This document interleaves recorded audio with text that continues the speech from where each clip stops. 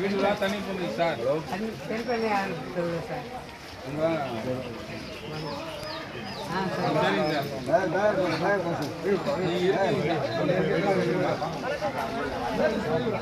சாப்பாடுலாம் ஏற்பாடு பண்ணிருக்கோம். மக்கள் எல்லாம் வந்து மண்டபத்தில் தண்ணி கொஞ்சம் ஏறுன்றனால எல்லாரும் மக்கள் எல்லாம் ஐயப்பா இருக்காரு.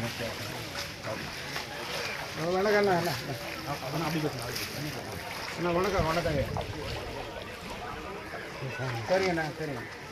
மாணவர் சரிங்கண்ணா. மாணவர் செயலாளர் சார். நல்லா பார்க்குறோம். எல்லாம் பார்த்து தலைவர் பார்த்து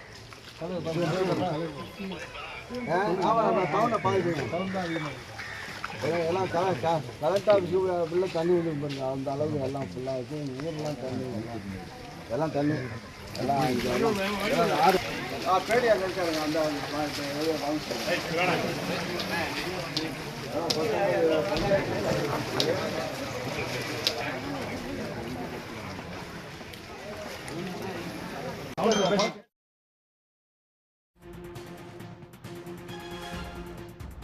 தென்பெண்ணை ஆற்றில் ஏற்பட்டுள்ள வெள்ளப்பெருக்கின் காரணமாக கடலூரில் ஏற்பட்டிருக்கும் வெள்ள பாதிப்புகள் குறித்து வீடியோ கால் மூலமாக முதலமைச்சர் மு.க.ஸ்டாலின் அமைச்சர் எம்.ஆர்.கே. பன்னீர்செல்வத்திடம் கேட்டறிந்தார். மற்றும் பொதுமக்களின் கோரிக்கைகள் என்னென்ன இருக்கின்றன என்பது குறித்தும் முதலமைச்சர் மு.க.ஸ்டாலின் மக்களிடம் கேட்டறிந்தார். மேலதிக விவரங்களுக்கு கண்ணதாசன் இணைக்கிறார். கண்ணதாசன், இப்போ பாதிக்கப்பட்ட மக்கள் தரப்புல முதலமைச்சர் மு.க.ஸ்டாலின் என்னென்ன கோரிக்கைகள்லாம் விடுத்திருக்கிறாங்க? வெள்ள பாதிப்பு அப்படிங்கிறது எந்த அளவுக்கு இருக்கு?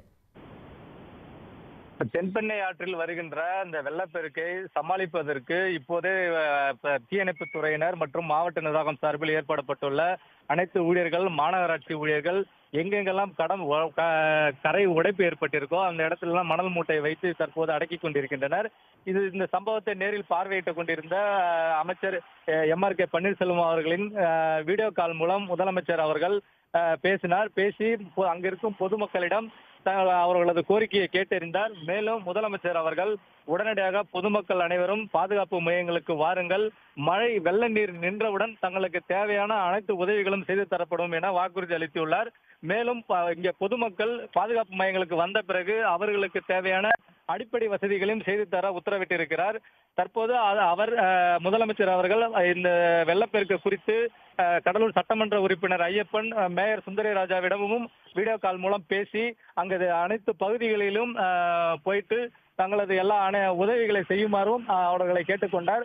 பொதுமக்களின் கோரிக்கையானது தென்பெண்ணை ஆற்றின் கரைகளை உயர்த்தி தருமாறு தான் பொதுமக்கள் தற்போது கோரிக்கை வைத்துள்ளனர்.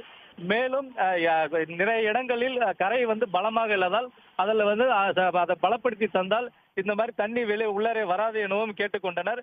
தற்போது அமைச்சர் அவர்கள் அந்த பொதுமக்களிடம் இந்த வெள்ளம் மடிந்த பிறகு உங்கள் கோரிக்கையெல்லாம் முதலமைச்சர் அவர்கள் நிறைவேற்றி வருவார் என வாக்குறுதி அளித்தார்.